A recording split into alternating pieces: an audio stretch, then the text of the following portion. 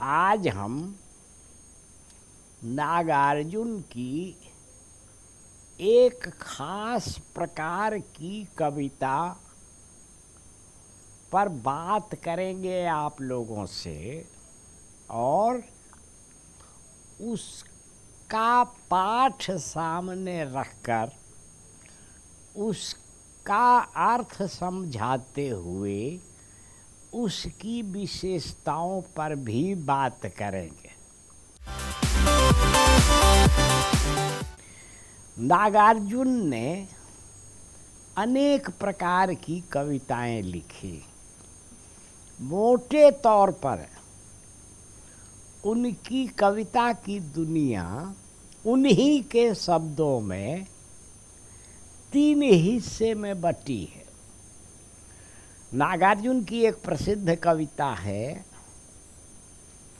मैं प्रतिबद्ध हूँ।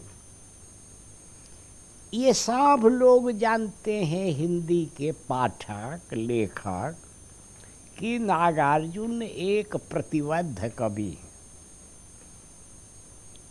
प्रतिबद्धता की नागार्जुन ने उस कविता में व्याख्या भी की है।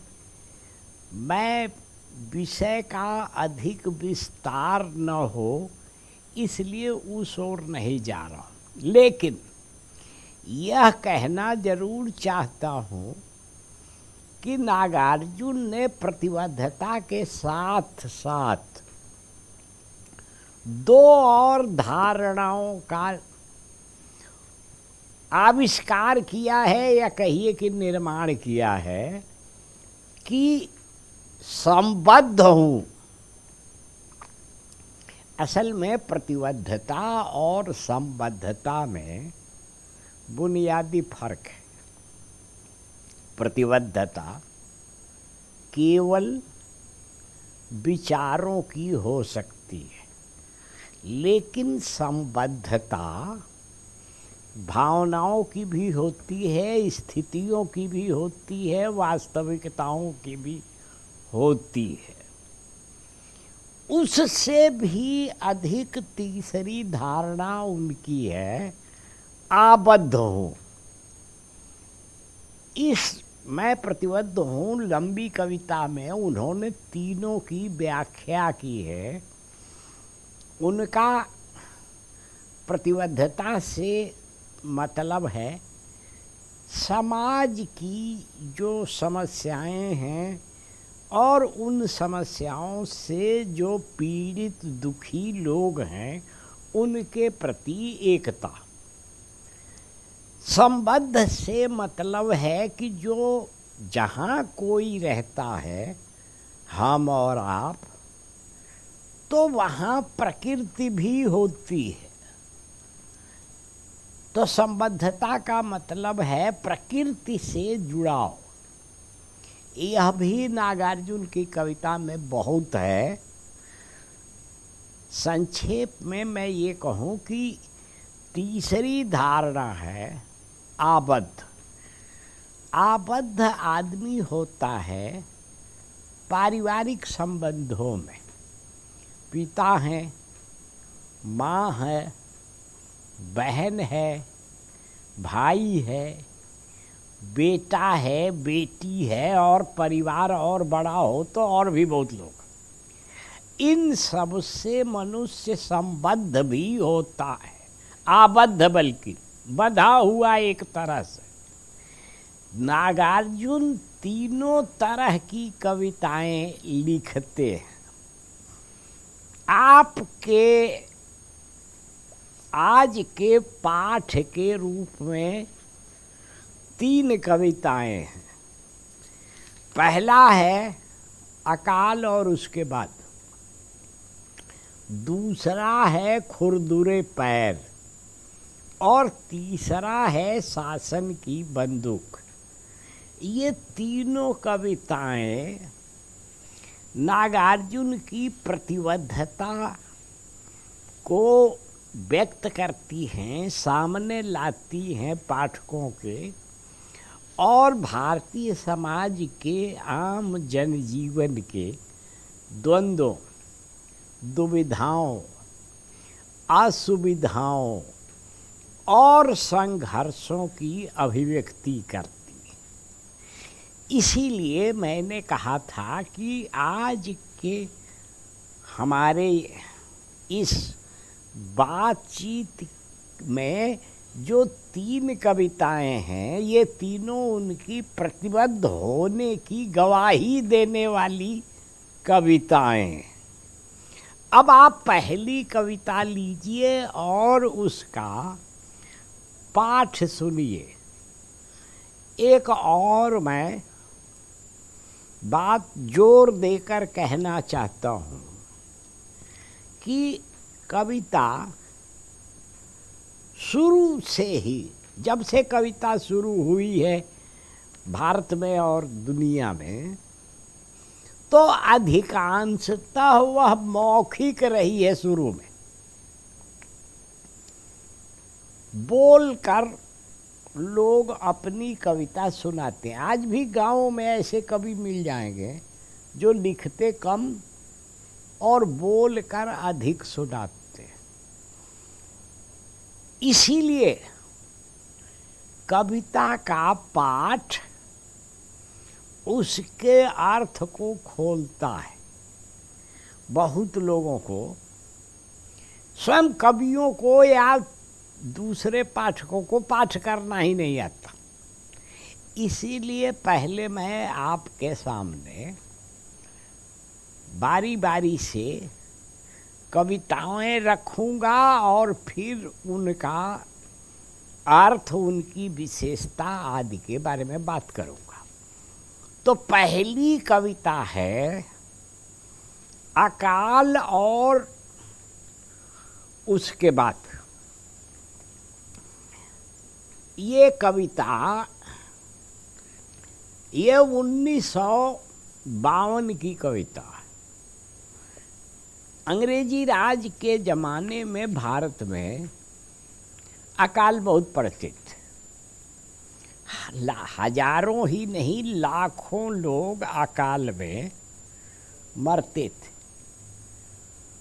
आप में से कुछ लोगों को यह जानकारी होगी कि बंगाल में 42-43 में महान अकाल पड़ा था जिसमें लाखों लोग मर गए।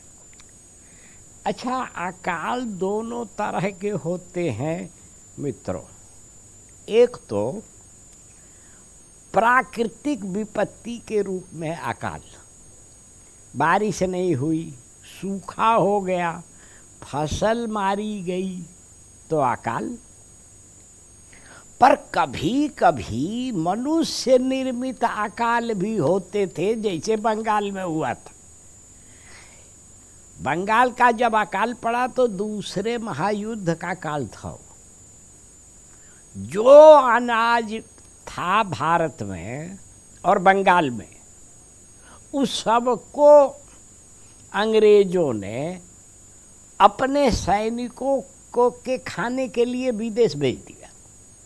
तो वहाँ के लोग भूखों नहीं मरते तो कैसे हो चलता, और अकाल नहीं पड़े तो और क्या हो। इस पर हिंदी में कम, लेकिन बांग्ला और अंग्रेजी में एक से एक महत्वपूर्ण किताबें लिखी गई। हमारे देश के जो महान अर्थशास्त्री हैं अमर्त्य सेन, इसी पर, इसी अकाल और उसकी विपत्ति पर उन्होंने रिसर्च किया था, जिसके लिए उनको नोबेल पुरस्कार भी मिला था। तो अकाल, इस कविता में अकाल छोटे पैमाने पर है, मतलब किसी प्रांत और देश का अकाल नहीं, एक जगह का अकाल। अब आप कविता सुनिए पहले। इसमें संयोगवश कविता 2 हिस्से में है। एक हिस्से में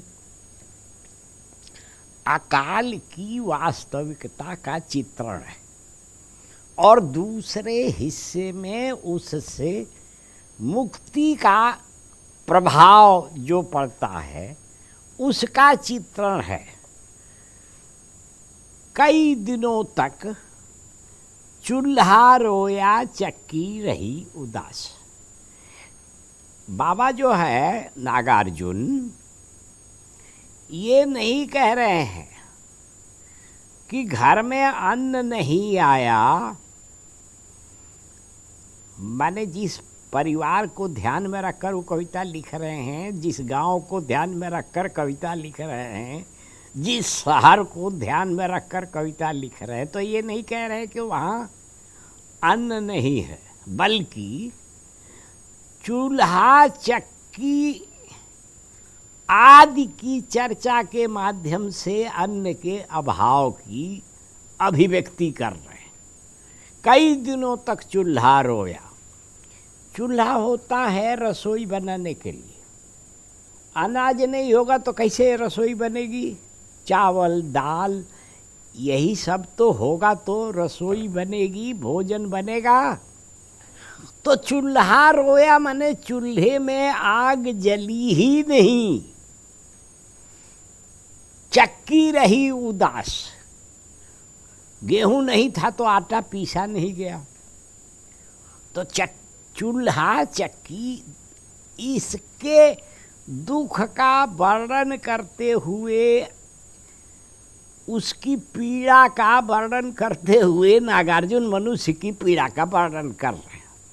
कई दिनों तक चूल्हा रोया चक्की रही उदास, कई दिनों तक कानी कुतिया सोई उनके पास।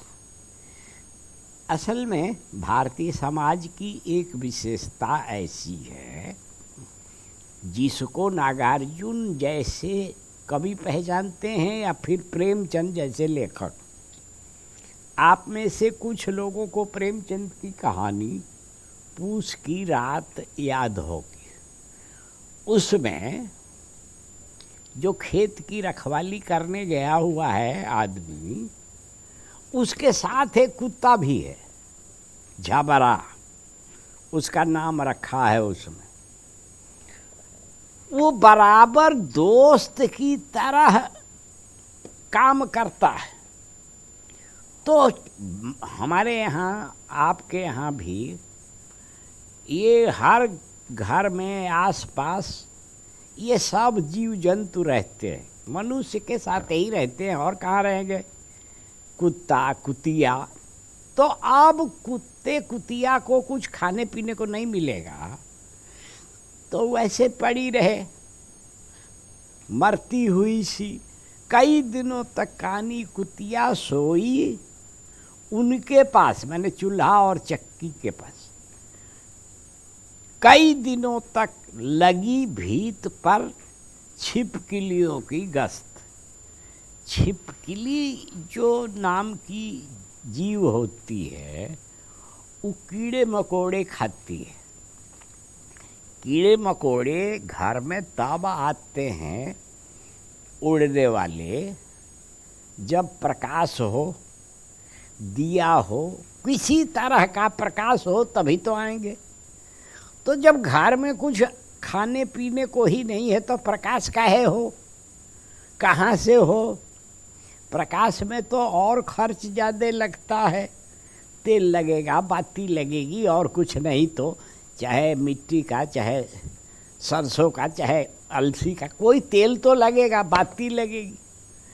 तो छिपकली इधर से उधर दीवार पर दौड़ रही है, उसको एक कीड़ा नहीं मिल रहा। इसीलिए कई दिनों तक लगी भीत पर छिपकलियों की गश्त। कई दिनों तक चूहों की भी हालत रही शिकस्त। बने घर में चूहे भी होते हैं जहाँ तक, तो चूहे तभी स्वस्थ और सजीव रहेंगे जब उनको खाने पीने के लिए कुछ अन्न का दाना, कुछ बनाया हुआ, कुछ कच्चा मिल जाए, तभी तो रहेगा। है ही नहीं, घर में अन्न अकाल पड़ा हुआ है। तो इसलिए बाबा ने कहा नागार्जुन ने कि कई दिनों तक चूहों की भी हालत रही शिकस्त, उनकी भी दशा खराब थी, पतली दशा थी। फिर नागार्जुन अचानक, असल में होता क्या है, मनुष्य का जीवन सुख और दुख दोनों का मेल होता है। कभी उसमें सुख आता है, कभी दुख आता है, कभी दुख आता है, फिर सुख आता है।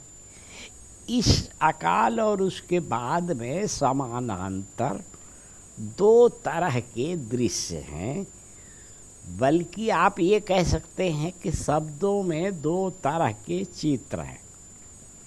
कोई बहुत अच्छा चित्रकार हो तो इस कविता पर दो शेड्स वाले चित्र भी बना सकता है, इन सब चीज़ों का चित्रण करते हुए।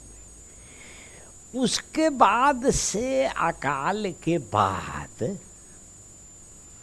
अचानक कहीं से, चाहे सरकारी चाहे गैर सरकारी या पड़ोसी के की कृपा से अनाज आ गया घर में।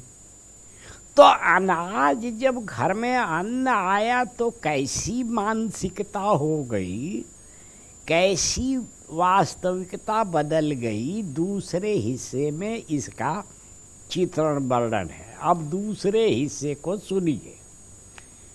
दाने आए घर के अंदर कई दिनों के बाद।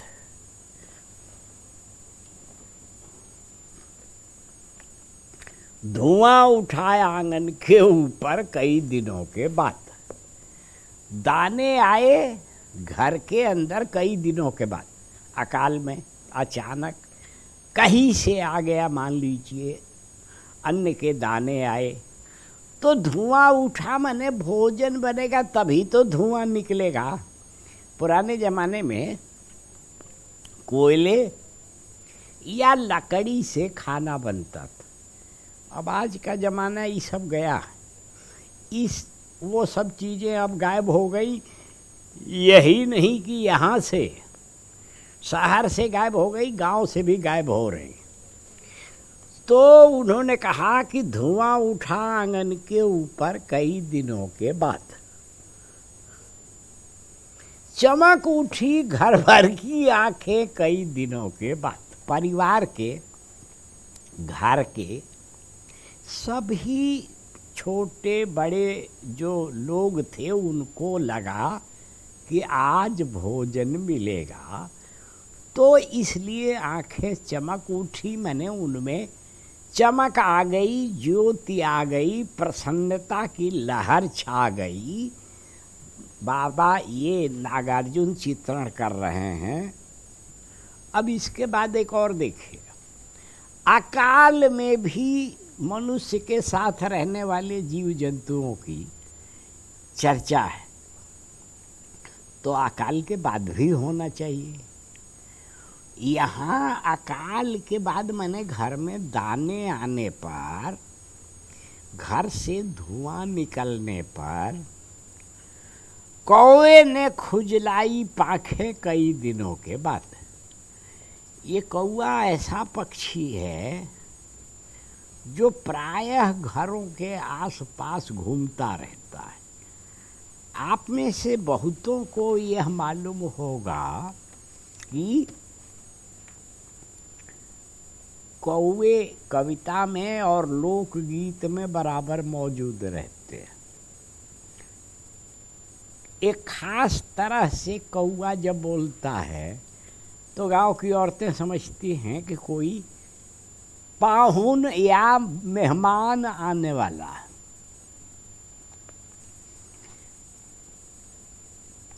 यही नहीं, इस पर हिंदी के, मैथिली के विद्यापति जैसे कवियों ने कविताएं लिखी कौवे के बोलने पर और उससे स्त्रियों के अपने भावात्मक लगाव पर।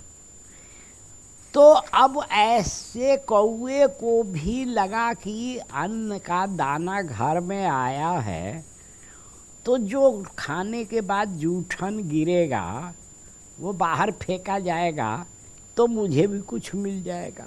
उसकी पाँख खुजलाने का मतलब प्रसन्नता व्यक्त कर रहा है।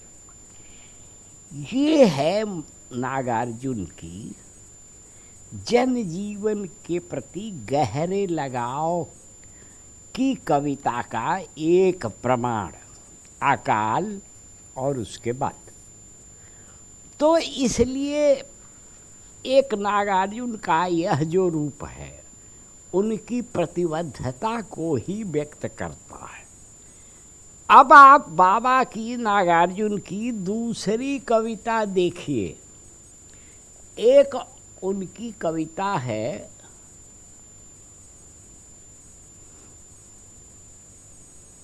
खुरदुरे पैर।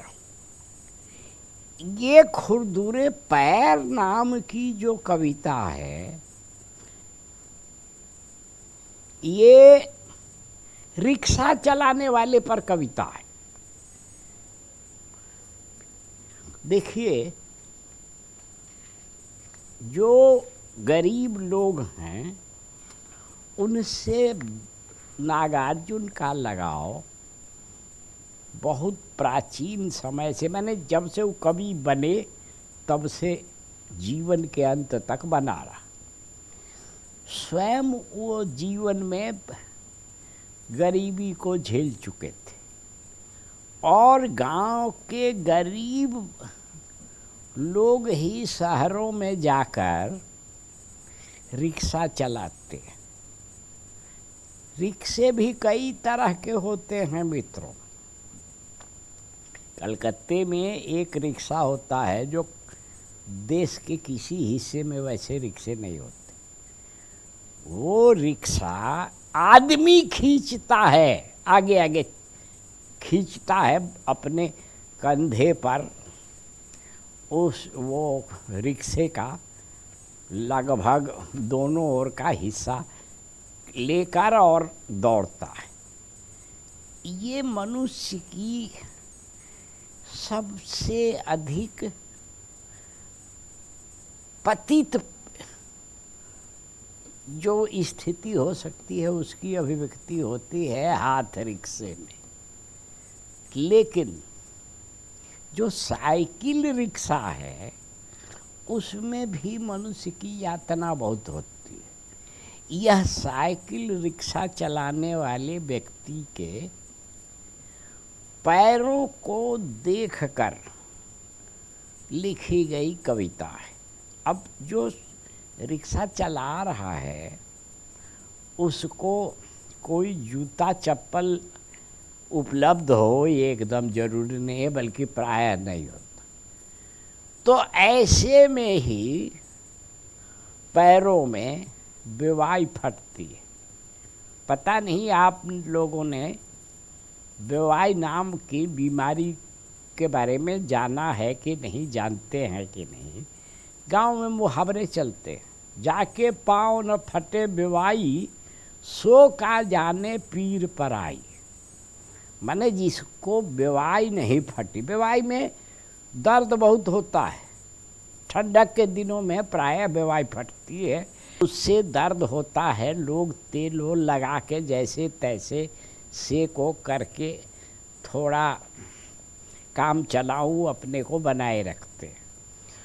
तो जो रिक्शा वाला है अब उसके पास जूता खरीदने का पैसा कहाँ से मिल जाएगा? प्रायः नहीं होता। कोई कोई पहन भी ले लेकिन सबको नहीं मिलता। ऐसे ही एक रिक्शा चलाने वाले के पैरों को देखकर नागार्जुन ने ये कविता लिखी है। आप पहले कविता सुन लीजिए। खूब गए दूधिया निगाहों में फटी बिवाइयों वाले खुरदुरे पैर। माने रिक्शे पर जब आप बैठते हैं तो आप तो पीछे होंगे, रिक्शा वाला सीट पर बैठे हुए पैडल चलाता हुआ सामने होगा, तो उसका पैर तो दिखाई देगा ही आपको। अब यह आप पर निर्भर है कि अगर आप में मनुष्यता है, इंसानियत है, आत्मीयता है, तो उसके पैरों को देखकर, उसमें फटी बिवाइयों को देखकर आपके मन में भी करुणा उत्पन्न हो, लगाव उत्पन्न हो उससे। ये जो है नागार्जुन के मन में यह भाव पैदा हुआ, तो इसलिए खूब गए माने घुस गए। खूब गए दूधिया निगाहों में, फटी बिवाइयों वाले खुरदुरे पैर, धस गए कुसुम कोमल मन में, गुट्ठल घट्ठों वाले कुलिस कठोर पैर। देखिए, रिक्शा वाले के पैर बिवाई फटे हुए ही नहीं होते, वो धूप गर्मी सर्दी सब लगने के कारण कड़े कठोर और घट्ठे वाले हो जाते। घट्ठे वाले माने जगह जगह चकत्ते बन जाते हैं। घट्ठे हाथ में भी होते हैं, पैर में भी होते हैं, पर प्रायः श्रमिकों के होते हैं। संपन्न लोगों के हाथ पैर में घट्ठे नहीं होते। दे रहे थे गति रबड़ विहीन ठूठ पैडलों को। अब कुछ रिक्शों के जो पैडल होते हैं जिन पर वो पैर रखकर चलाते हैं, उसमें रबड़ भी लगा होता है, रबड़, तो थोड़ी उनको राहत मिलती। यहाँ जो पैडल है उस पर कोई रबड़ वबड़ नहीं है, माने और कष्टकर है वो चलाने में। एक नहीं, दो नहीं, तीन तीन चक्र कर रहे थे मात त्रिविक्रम बामन के पुराने पैरों को। अब यहाँ नागार्जुन अचानक कविता को वर्तमान से संस्कृत और भारतीय साहित्य की परंपरा में ले जाते हैं। माने ये जो रिक्शा चालक है वह तीन चक्कों को, आपको याद होगा कि रिक्शे में तीन चक्के होते हैं, दो पीछे एक आगे, तो तीन चक्कों को वो चला रहा है रिक्शा वाला, त्रिचक्र। और वो ले गए कि वह जैसे विष्णु का जो वामन अवतार था, त्रिविक्रम, वामन अवतार में विष्णु ने बलि को धोखा देने के लिए 3 डग में पूरी पृथ्वी नाप दी। उसी कथा की ओर बाबा संकेत कर रहे हैं कि ये स्वयं रिक्शा वाला सारी दुनिया नाप रहा है अपने इस अपनी जो दशा है उसमें। कर रहे थे मात त्रिविक्रम वामन के पुराने पैरों को, नाप रहे थे धरती का अनहद फासला। अनहद फासला माने ऐसी दूरी जिसका कोई हद हिसाब न हो। अनहद माने जिसका कोई हद न हो, जिसकी घंटों के हिसाब से ढोए जा रहे थे। अब जो रिक्शा चलाने वाला है उसको जो पैसे मिलते हैं घंटे के हिसाब से मिलते हैं, कितनी देर चलाएगा इसी पर उसकी आमदनी निर्भर है। तो बेचारे जीते मरते चलाते रहते हैं। देर तक टकराए उस दिन इन आँखों में वे पैर, भूल नहीं पाऊंगा फटी बिवाइयाँ, खूब गई दूधिया निगाहों में, धस गई कुसुम कोमल मन में। माने यह एक सहृदय व्यक्ति या कवि की सहृदयता है कि रिक्शा वाले के रूप रंग कठोर वास्तविकता का सामना करने वाले श्रम और उस श्रम के परिणाम स्वरूप घट्ठे वाले और बेवाई फटे हुए पैरों को देखकर उसके दुख दर्द का अनुमान कर रहा है कवि, और साथ ही उसके साथ अपनी सहानुभूति भी दिखा रहा है। तो यह है नागार्जुन की प्रतिभा का कमाल।